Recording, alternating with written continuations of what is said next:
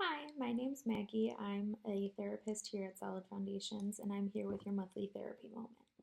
Something that I talk with a lot of my clients about is the difference between a request, a boundary, and an ultimatum.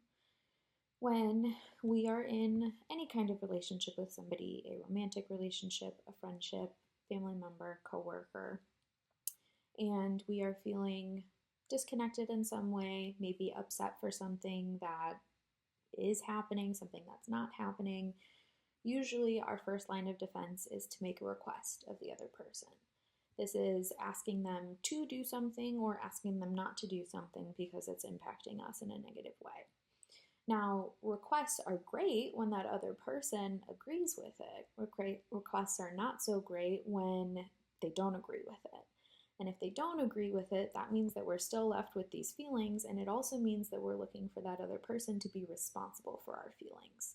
It also means that it's outside of our control whether they follow it or they don't follow it.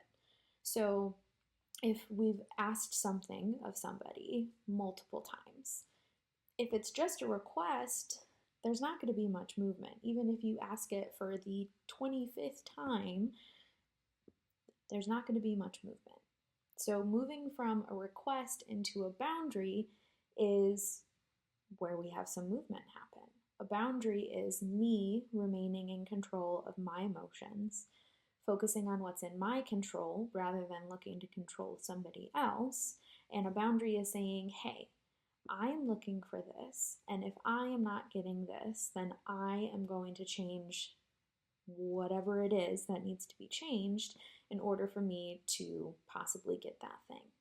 Now, a boundary may mean that I distance myself from that relationship. A boundary may mean that I stop participating in that relationship, which brings a lot of negative emotions. So I have to make sure that my feelings are valid, my feelings are important if I'm going to go through the hurtness of setting that boundary and enforcing that boundary.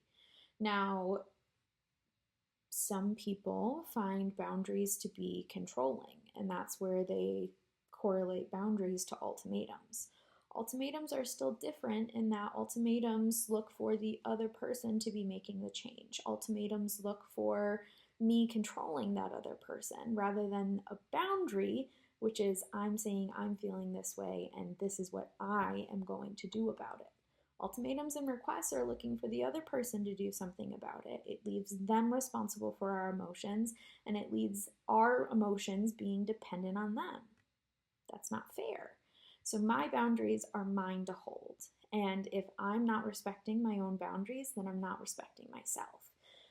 Not respecting my own boundaries leads to a lot of self-destruction, a lot of self-abandonment. So I need to figure out a way to validate my own feelings to make sure that it's important that I maintain that boundary.